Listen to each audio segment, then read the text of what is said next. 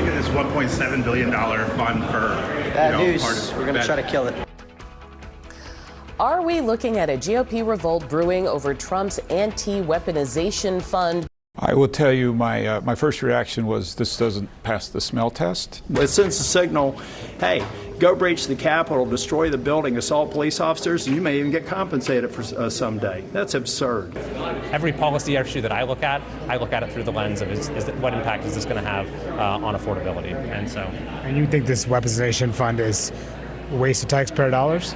I think that would be putting it mildly. So you want to stop it? Oh, 100%. I think if you said to the American taxpayer that there is a horrible wrong committed by your government, and now you can apply and you can have your lawyer's fees back, you can be compensated for what you lost financially, what American would say, oh my gosh, that's terrible? My next source tonight is Congressman Brian Fitzpatrick of Pennsylvania, a Republican who has been outspoken about opposing this new fund. Congressman, do you agree with the acting attorney general there that this is how Americans want their taxpayer dollars to be spent?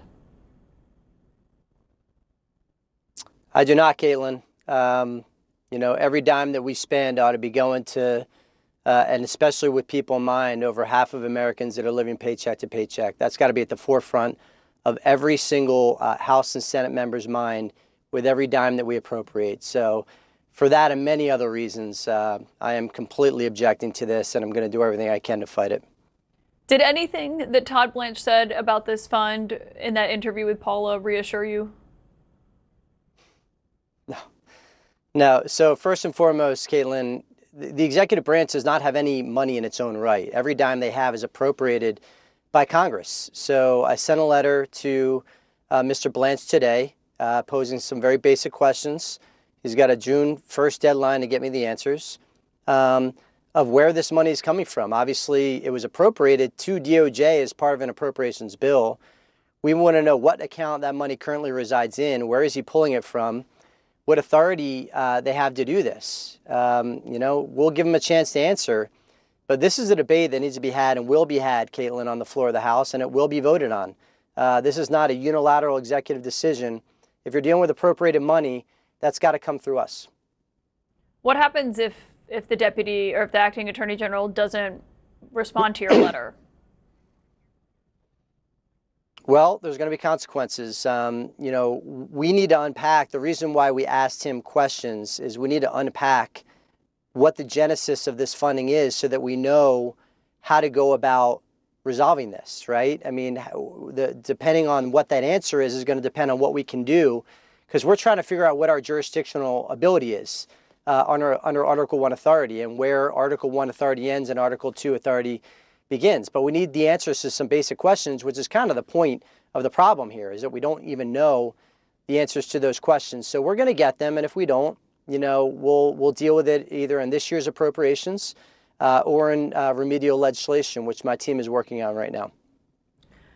He says that they are being transparent, that this is fake outrage because nothing has happened yet and the commissioners have not been named. Do you think that's why people are outraged about this fund?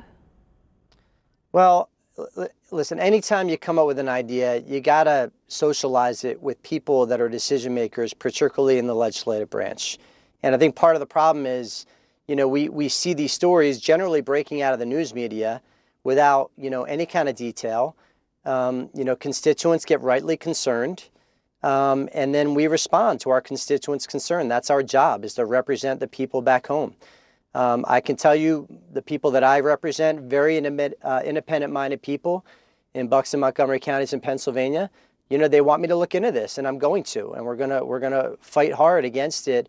And I'm very confident, Caitlin, we have the wherewithal on our team to break this down, to get to the root of and the genesis of where this funding's coming from, and we'll come up with a game plan. Senator Bill Cassidy over in the Senate came out against this tonight, also criticizing it for similar reasons that you criticized it for, talking about, people can't afford gas right now or struggling to make ends meet, and this is what the DOJ is spending money on. You're the first Republican that I've seen that formally went to the DOJ with your letter demanding answers from Todd Blanche. But are there other Republican lawmakers that you've spoken with who agree with you? Well, I'm a lifelong FBI agent and federal prosecutor, and I'm going to take the lead on this. And I'm recruiting other colleagues of mine I've spoken to several of them on the House floor. They want to see what we're putting together legislatively. And yes, there is quite a bit of interest on both sides of the aisle, quite frankly. They approached me on the House floor today. If you could get something passed on this in the House and in the Senate, and that's an if, the president would have to sign it. And so what would you do then? Well, the backstop, that's a great question. The backstop is always appropriations, we're in appropriation season now. We're going to have to pass a DOJ appropriations bill in short order. So we're going to factor that into how we approach that, right? I mean, these are, the brilliance of our founders is they set up a system of government where all three branches are independent constitutional checks on the other, and each have authorities that the other doesn't. We're going to use our Article 1 authority to make sure that we are providing a check that the American people want us to do on things like this. Yeah. These are taxpayer dollars. We have half of Americans living paycheck to paycheck. Every dime we spend out of the federal treasury ought to be very mindful with those people in mind, right? And we have to have priorities. Budgets are a set of priorities of what's important. A lot of times you have a lot of important things. You have to make tough choices. But that all factors into the analysis here. One thing that, even just as a member of Congress, as a Republican, as a person, the administration won't rule out is just saying that people who beat up cops that day, of which there are videos. The vice president yesterday was saying, well, maybe they didn't get a fair hearing or a fair court case. There's videos of the people who beat up the cops that you can watch that was used to convict them by a jury of their peers. Does it make sense to you why they won't just rule it out for the people who were literally beating up law enforcement? No, it should be an easy question to answer. I don't know why they're having such difficulty answering it. I can answer it. Not a dime should go to them. Not a single dime. Joining me now in the group chat, Elena Schneider, national political reporter from Notice, Mike Dubke, former Trump White House communications director, and Megan Hayes, former Biden White House director of message planning. I want to start with you, Mike, because we're talking about these Republicans who are pushing back. What do you think it is about this reparations fund that they are somehow feeling confident they can push back on publicly? Well, they must feel like they have the votes. Bottom line, I don't see any of these folks stepping out if they don't think in the House, with the slim margins. If they don't have the votes, I don't see them coming forward on this. Yeah. That's number one. Especially after these primaries earlier in the week. Well, yes. Right, where the especially message was sent that Trump can... A very clear message was sent. And yet, here we are in the middle of the week. We are, but these are the primaries that are at the end of primary season. So a number of these lawmakers have already had filing deadlines pass, or the primaries happen. So we can get that out of the way. The other part of this is, and the part that wasn't mentioned in the lead up, is this get out of jail free card for Trump and the Trump family with the IRS. I think that when that was released, that news was released, I think that's when you saw a And for people to know, this was an addendum to the agreement that had never been filed with a judge or Congress that said, thou shalt not go back and look at Trump-related tax audits. Or family in perpetuity. And that is when the brave souls in Congress stood up. Let's talk about one of those souls, okay, Fitzpatrick, because he actually, I think, had an uncontested primary, and Trump was saying about him, he likes voting against Trump, and you know what happens with that? It doesn't work out well. Here is what Fitzpatrick had to say when he was asked about this last night.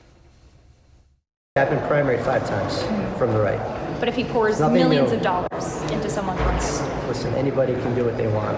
It's not going to change how I conduct myself. I believe in the institution. I believe in democracy. I believe in giving people a voice. And, that's the way I've always felt. So a little hard to hear there, but he says, I've been primaried 5 times from the right. He already feels like, look, I've made it through. He feels confident. But to Mike's point, can they stop any of this? Well, look, Brian Fitzpatrick is right. He's representing a district that Kamala Harris won in 2024. He is one of the few Republicans who can win that district. So, and he, as you pointed out, already passed through his primary process, which happened on Tuesday. So there's not much of a threat to his political future imminently. But I think it's important to note, too, that it's not just the primaries that we saw, Trump's grip on the Republican Party here. It also left behind a lot of quasi-lame duck senators and members of Congress, be it those who were redistricted out of their seats because of redistricting in the House, or you've got Senator Cornyn, whose runoff is next Tuesday, who was, Trump endorsed against. Yeah, or Massey, who was like, I've got 7 months left, guys. Exactly. YOLO. There's a much thinner majority here in which to be able to rally these votes. So there's a real possibility here that appropriators could assert some control. Here's what Democrats are doing. I called it reparations. Trump calls it anti-weaponization. Democrats call it a slush fund. And Congressman Jamie Raskin plans to introduce a bill called the No Taxpayer-Funded Settlement Slush Funds Act of 2026. Here's how he explained it to Kaitlan Collins last night. We're going to shut down right now this so-called anti-weaponization fund. We're not appropriating money for that. You can't spend 1 cent on it. And if you try to get around it by ripping off the judgment fund in other ways, we're going to specifically prohibit any money from going from the judgment fund directly to the president, the vice president, other members of the cabinet, other political officials and their families. You just can't do that. There's a couple of ways I hear this being talked about, which is, hey, maybe the Biden should sign up for it. You know what I mean? Or this legislative method. Talk about the different strategies here. Yeah, I mean, there are a lot of people who got hauled up in front of the oversight who had to pay for their own legal fees from the Biden administration. That was about the auto pen, which was complete nonsense. They're not going to be able to get that either. So this is just more ways that Donald Trump is corrupt. He's just showing the American people what he values, and that is making himself and his family more enriched off the taxpayers. That almost $1.8 billion could go to health care. It could go to the SNAP benefits they cut or the Medicaid benefits that they cut.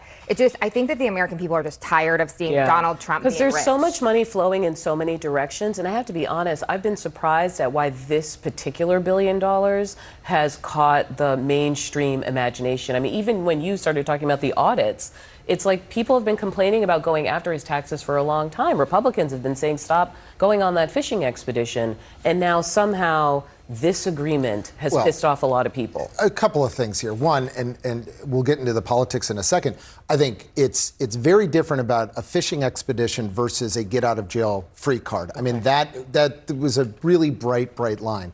On this, there is precedent for this type of fund, for whistleblowers and others. So this, again, all of this ones that have gone through Congress.